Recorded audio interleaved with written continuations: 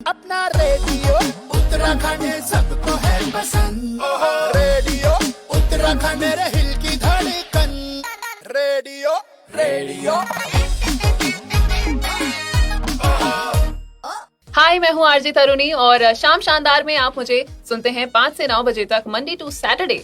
लेकिन आज मैं आपसे मिलने इसीलिए आई हूँ क्योंकि हम जब भी ओहो रेडियो पर आपसे बहुत सारी ऐसी बातें शेयर करते हैं जहाँ हम उत्तराखंड के लोगों को आपके सामने लेकर आते हैं जो बहुत अच्छा काम कर रहे हैं, जैसे साहित्य हो, स्पोर्ट्स हो, संस्कृति हो, संगीत हो और उन सब चीज़ों में, क्षेत्रों में जो आगे बढ़ रहे हैं। तो हमारा ये मकसद जो है वो एक तरह से सक्सेसफुल होता है और आज भी मैं उसी मकसद से आपके सामने आई हूँ।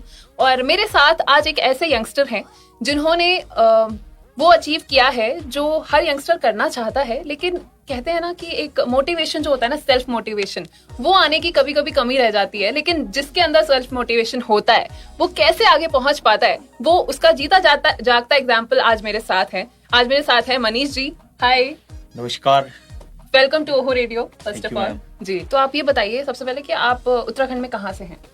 मैं पिथौरागढ़ से हूँ, जिसको सोर घाटी बोलते हैं। ओके।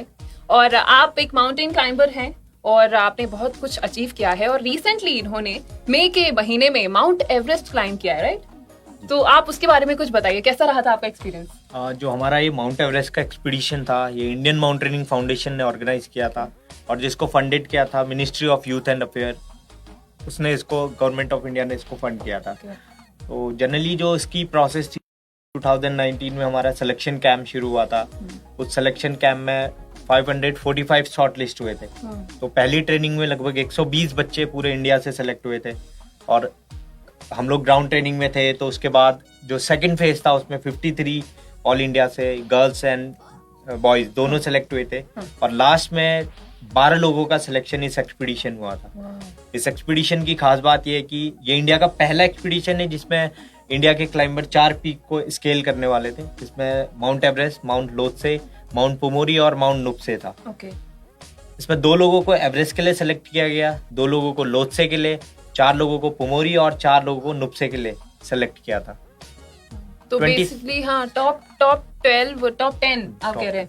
इंडिया में इतने सारे लोगों में इनको सिलेक्ट किया गया और ये माउंट एवरेस्ट गए। Okay, that is very exciting. और आप कुछ मुझे बता रहे थे थोड़ी देर पहले कि जून 1 को आपका समिट था। तो जो लोगों को नहीं पता और मैं भी कुछ ज्यादा नहीं जानती, समिट क्या होता है उसके बारे में कुछ बताएं। जो जैसे कि आप लोगों ने माउंटेन्स देखे होंगे, जो भी हिमालय पीक्स हैं, तो हम लोग इसको क्लाइंब करते हैं। तो जब हम लोग टॉप पे पहुंच जाते हैं तो उसको समिट बोला जाता है। और इसमें थोड़ा सा फर्क होता है, जनरली हाइकिंग, ट्रैकिंग और जो माउंट ट्रेनिंग है, तीनों में थोड़ा अंतर होता है। आप ट्रैकिंग में एक डेस्टिनेशन तक जाते हैं, हाइकिंग में आप दिन में घूमने जाते हैं और वापस उसी लोकेशन में आते हैं। और ट्रैकिंग में ये होता है कि आपका डेस्टिनेशन एंडिंग पॉइंट होता है, देन वापस आप अपने सिटी में लौटते हैं। और जो एक्सपीडिशन होता है इसमें हम लोगों को पीक के टॉप तक जाना होता है, देन वापस हम लोगों को आना पड़ता है। तो मुझे जब भी मैं एक्सपीडिशन सुनती हूँ तो उत्तराखंड में सबसे पहले जो है नैन सिंह रावत जी का नाम आता है मेरे दिमाग में, और जो उन्होंने किया था। तो मतलब आप क्या बचपन से चाहते थे इस तरह का कुछ करना? आपकी इंस्पिरेशन क्या थी इसके पीछे? जब मैं 8th क्लास में पढ़ता था तो मुझे एडवेंचर फील्ड के बारे में मालूम चला। तो तब से मुझे मेरा इंटरेस्ट जागा कि मुझे कुछ इस फील्ड में करना है। 2013 की जो आपदा थी उसमें बहुत बड़ा रोल था कि मैं इस फील्ड में आया और आने के बाद आज मैं एवरेस्ट तक गया। और आपने कौन कौन सी माउंटेन्स हैं जो अभी तक आप कवर कर चुके हैं, उसके बारे में बताएं प्लीज। मैंने जो भी एक्सपीडिशन के इंडियन हिमालयास में अब तक, गंगोत्री 3 है, माउंट बलजूरी है, सिलेक्शन कैंप में हम लोगों ने किया था, माउंट कोलाई को अटेम्प्ट किया था। तो इस तरीके से अभी तक लगभग मैंने 8-9 पीक्स क्लाइंब किए इंडियन हिमालय में, जिसमें कश्मीर से लेके सिक्किम तक मैंने अभी किया और रिसेंटली मुझे नेपाल जाने का मौका मिला। तो मतलब आपकी पूरी ट्रेनिंग होती है इसकी, और उसके बारे में कुछ बता सकते हैं आप, एक्सपीरियंस आपका ट्रेनिंग का? इंडिया में हमारे माउंट ट्रेनिंग इंस्टीट्यूट है, जैसे आपने देखा होगा उत्तराखंड में NIM उत्तरकाशी, ऐसे ही जिम इंस्टीट्यूट करके है पहलगाम में, HMI दार्जिलिंग। तो इस तरीके से नेशनल इंस्टीट्यूट है जहाँ पे माउंट ट्रेनिंग के स्पेशल कोर्सेज होते हैं। तो कोर्स करने के बाद उसमें basic course, advance course, MOI instructor course होता है एंड सर्च एंड रेस्क्यू। तो कोर्स होते हैं, जब आप बेसिक एटलीस्ट कर लेते हैं तो आप एलिजिबल हो जाते हैं कि किसी भी पीक को सेफली से आप क्लाइंब कर सकते हैं। तो कैसी होती है ट्रेनिंग? मतलब बहुत टफ तो नहीं होती? मतलब क्योंकि यार फिजिकल स्ट्रेंथ एंड स्टैमिना सबसे ज्यादा इंपॉर्टेंट होगा इसमें, तो किस तरह की होती है ट्रेनिंग? जनरली अगर आप एडवेंचर स्पोर्ट्स की बात करेंगे तो हमारी जो ट्रेनिंग होती है इसमें मेंटली, फिजिकली और टेक्निकली तीनों तरीके से इस ट्रेनिंग में हमें स्किल डेवलप कराई जाती है। तो वही शेड्यूल होता है हमारा कि आप सुबह सुबह रनिंग के लिए जा रहे हैं, बाद में फिर जल्दी जल्दी आपको ब्रेकफास्ट करना होता है, क्योंकि टाइम बहुत इंपॉर्टेंट होता है। तो टाइम मैनेजमेंट का हम लोग बहुत ध्यान रखते हैं, और इसमें हम लोग रॉक क्राफ्ट, आइस क्राफ्ट वगैरह हम लोग करते हैं। तो काफी अच्छी ट्रेनिंग इंस्टीट्यूट में कराई जाती है। हाँ, आपने अभी कुछ देर पहले मुझे कुछ बताया था, आपने वाटर समथिंग कुछ किया है, तो आप ही बताएं। जब इंडिया में कोरोना अपने पीक टाइम में था तो हम लोगों ने एक चीज प्लान की थी कि लोगों में अवेयरनेस डालने के, क्योंकि जनरली क्या था कि हमारे लोग बहुत से फ्रस्ट्रेशन में आ गए थे, वो 1 साल से घरों में बंद हैं। तो उनको थोड़ा सा मोटिवेट करने के लिए हम लोगों ने उत्तराखंड के बिरथी फॉल में वाटरफॉल रैपलिंग प्लान करी, जिसमें 30 मेंबर्स थे हमारे, और intrinsic climber and explorers Pithoragarh करके हमारे एक क्लब है, तो उनके साथ मिलकर हम लोगों ने इसको किया था, जिसमें उत्तराखंड में पहली महिला ने इसको स्केल किया था और उनके साथ मैंने किया था। तो 148 मीटर का बिरथी फॉल और उसमें ऊपर से नीचे उतरना, उसको रैपलिंग बोला जाता है।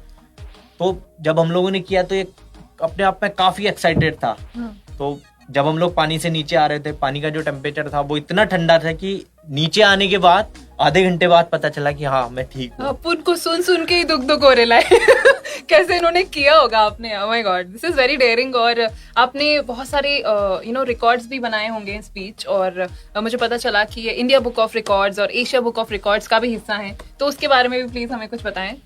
जो वाटरफॉल रैपलिंग करी थी हम लोगों ने, बाद में जब हम लोगों ने इसकी पूरी डिटेलिंग करी, पूरा इसके बारे में हम लोगों ने पढ़ा, तो यही हुआ कि इंडिया में आज तक जो रिकॉर्ड बना था 121 मीटर का बना था, और हमने इसको क्रैक करके एक नया रिकॉर्ड क्रिएट किया जिसमें इंडिया बुक ऑफ रिकॉर्ड और एशिया बुक ऑफ रिकॉर्ड में आया। और 2018 में मैंने नंदा लपाक क्लाइंब किया था, जिसमें इंडियन माउंटेनिंग फाउंडेशन में एक जर्नल होता है, क्लाइंबिंग जर्नल। तो 2008 और 9 के जर्नल के हिसाब से मैं यंगेस्ट था जिसने एज अ लाइजन ऑफिसर उस पीक को क्लाइंब किया था।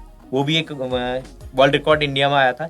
वो गिनीज का भी रिकॉर्ड था, लेकिन वही होता है ना कि हम लोगों के पास इतने पैसे नहीं होते कि हम रिकॉर्ड के लिए अप्लाई कर सके, तो फिर मैं उसको अप्लाई नहीं कर पाया, लेकिन आ जाएगा। 12 साल पहले आप यंगेस्ट थे वो करने के लिए। अभी तक तो इन्होंने क्या क्या कर लिया होगा ना। और कुछ आप बता रहे थे, आप international committee of red cross के ब्रांड एम्बेसडर भी हैं, तो उसके बारे में भी बताएं कुछ। जो एवरेस्ट एक्सपीडिशन था, इसमें मैंने रेड क्रॉस का फ्लैग हॉस्ट किया था टॉप ऑफ द वर्ल्ड में। तो रेड क्रॉस एक वॉलंटरी ऑर्गेनाइजेशन है और 4 बार इसको नोबल भी मिला है। तो यही था कि जनरली रेड क्रॉस के बारे में लोगों को कम अवेयरनेस था, तो मैंने कोशिश करी कि जिससे रेड क्रॉस को नया मुकाम हासिल हो सके। तो international committee of red cross, international committee of red cross and red cross movement, Indian red cross society और Indian red cross society Uttarakhand, इन चारों ने ही मुझे अपना ब्रांड एम्बेसडर ऑफिशियली घोषित कर दिया है। तो रिसेंटली 2 दिन पहले ही मुझे उत्तराखंड ने अपना ब्रांड एम्बेसडर बनाया। और आप आए हैं ओहो रेडियो सीधा। हम कितने खुश नसीब हैं कि आपसे बात करने का मौका हमें मिला है सबसे पहले। और जब भी उत्तराखंड में स्पोर्ट्स की बात होती है, तो अभी तो हमने रिसेंटली भी देखा है कि एडवेंचर स्पोर्ट्स कितने आगे बढ़ गए हैं और लोग आ रहे हैं इसके लिए, और जीती जागती मिसाल तो है हमारे साथ मनीष जी। और आप अगर उत्तराखंड के यंगस्टर्स को कोई मैसेज देना चाहते हैं रिगार्डिंग एडवेंचर स्पोर्ट्स उत्तराखंड, और आपकी जो एक उत्तराखंड की एक कहते हैं ना कि जो नींव है उसको जो आप आगे लेके चल रहे हैं, उसके बारे में अगर कुछ कहना चाहें तो। मैं उत्तराखंड के लोगों से यही कहना चाहूँगा कि जब भी आप सपने देखते हैं तो उन सपनों को पूरा करने का अधिकार आपका ही होता है। तो उसके लिए मेहनत करो, क्योंकि टाइम लगता है। मैं एडवेंचर फील्ड में 2013 में प्रोफेशनली घुसा था, आज लगभग 10 साल मुझे पूरे हो जाते हैं, तो तब जाके मुझे कहीं ना कहीं एक मुकाम हासिल हुआ है। तो आपके घर वाले भी आपको टोकेंगे, लेकिन वही है कि आपको घर वालों को भी ट्रस्ट में लेना पड़ेगा, तभी आप सक्सेस हो पाएंगे। तो ओहो रेडियो के जितने भी लोग अभी देख रहे हैं जो ओहो रेडियो सुनते हैं और फॉलो करते हैं, हम हमेशा बात करते हैं कि ओहो रेडियो जो है चाहता है कि जो भी यंगस्टर्स हैं या उत्तराखंड में जो भी लोग हैं सब साथ मिलके बढ़ें, आगे बढ़ें। तो हम चाहते हैं कि मनीष जी ने जो कहा है उसको समझें आप। वैसे तो उत्तराखंड के बहुत से लोग हैं जो हम कहते हैं कि सब यहाँ पढ़ाई करते हैं, बाहर पढ़ाई करते हैं, फिर बाहर जॉब करने जाते हैं। तो आपको कभी ऐसा ऑफर आया कि आप जॉब करें? मतलब कैसे आप इस फील्ड में ही रह गए कि आपको मतलब था कि मुझे माउंटेन क्लाइंबिंग करना है, एक्सपीडिशन करना है? बेसिक करने के बाद प्राइवेट कंपनी से मुझे एक ऑफर आया था जिसमें वो मेरे को 70,000 पे कर रहे थे, लेकिन मेरा ये था कि नहीं, मुझे पिथौरागढ़ में रह के काम करना है। तो मैंने उस ऑफर को भी ठुकराया और मैं लगे रहा कि नहीं, मुझे पिथौरागढ़ के लिए काम करना है। तो मैंने उसी बीच क्योंकि ये रहता था कि घर का भी प्रेशर था, मेरे घर वाले बोलते थे कि आर्मी में जाना है, पुलिस में जाना है, मैंने वो सब छोड़ा। मैं पुलिस में गया, मेरा 98 का फिजिकल था, लेकिन ये था कि मुझे जाना नहीं था। तो जिस दिन मेरा पेपर था, मैंने पेपर में ब्लैंक छोड़ के आ गया मैं। तो मेरे फूफा जी काफ़ी गुस्सा हुए थे उस दिन। तो इस तरीके से मैंने छोड़ा और अपनी सक्सेस की तरफ बढ़ना शुरू किया। इस बीच मैंने रंगमंच से किया, पिथौरागढ़ में अनाम अभिनय नाट्य मंच है, उनके साथ मैंने काफ़ी काम किया, जिसमें मैंने पिथौरागढ़ के अलावा भी शो किए। तो उसमें मुझे लीड रोल करने का मौका मिला। और आज भी लोग जब भी हम बात करते हैं तो वो मुझसे पूछते हैं कि आप अगला शो कब कर रहे हो। तो कहीं ना कहीं मतलब ये है कि आप जब स्ट्रगल करते हो तो लोग आपके साथ आते हैं। वाओ, तो मतलब आप आर्टिस्ट भी हैं और मतलब कहते हैं ना, हम लोग जो बात करते हैं अपने 5S की, समाज, संस्कृति, साहित्य, संगीत और स्पोर्ट्स, और अभी जो है संस्कृति भी है हमारे साथ में, स्पोर्ट्स भी सब मिल गया एक साथ। तो ये तो बहुत ही अच्छी बात होगी सर, ऑटोग्राफ। सो ये बहुत ही इंटरेस्टिंग स्टोरी है एंड आई एम श्योर कि बहुत सारे ऐसे यंगस्टर्स होंगे उत्तराखंड में जो ये सोचते होंगे कि शायद पढ़ाई करके इसी लाइन में हम जा सकते हैं या उसी लाइन में हम जा सकते हैं, लेकिन ऐसा नहीं है। बहुत सारे ऑप्शंस होते हैं, बट ये है कि आपको एक्सप्लोर करने होते हैं। तो आपने कुछ एक्सप्लोर और चीजें की इस बीच, तो शेयर कीजिए प्लीज हमारे साथ, क्योंकि मैं तो बहुत सारी क्वेश्चन पूछ सकती हूँ। मुझे तो जानने में मजा आ रहा है। जब मैं 12th क्लास में पढ़ता था तो स्कूल में सबसे सीधे बच्चों में भी मेरा नाम आता था और सबसे खराब बच्चों में भी मेरा नाम आता था। तो यही था कि मेरा पढ़ने में इंटरेस्ट नहीं था। तो 12th में मैं फेल हुआ था। देन उसके बाद जब मैं एडवेंचर स्पोर्ट्स में आया तो मुझे लगता था कि यहाँ पे पढ़ना नहीं पड़ता है। तो धीरे धीरे जैसे इंटरेस्ट जागते रहा, मैंने हायर कोर्सेज किए। तो उसके बाद मैंने इंग्लिश ऑनर्स किया। इंग्लिश ऑनर्स मैंने शोभित यूनिवर्सिटी से किया। देन वापस मेरा जो ये था कि रंगमंच के प्रति जो मेरा प्रेम था, साहित्य के प्रति जो प्रेम था, वो अब MA हिस्ट्री करने में मेरे को विवश करने लगा। तो मैं हिस्ट्री का स्टूडेंट बना LSM-PG कॉलेज से। तो जब मैंने हिस्ट्री में पढ़ना शुरू किया, जब मैं उत्तराखंड के बारे में पढ़ता था तो मुझे ऐसा लगता था कि पुराने जो भी राइटर्स हैं उन्होंने अपना ट्रैवल ब्लॉग लिखा है, तो इस ट्रैवल ब्लॉग को तोड़ना है।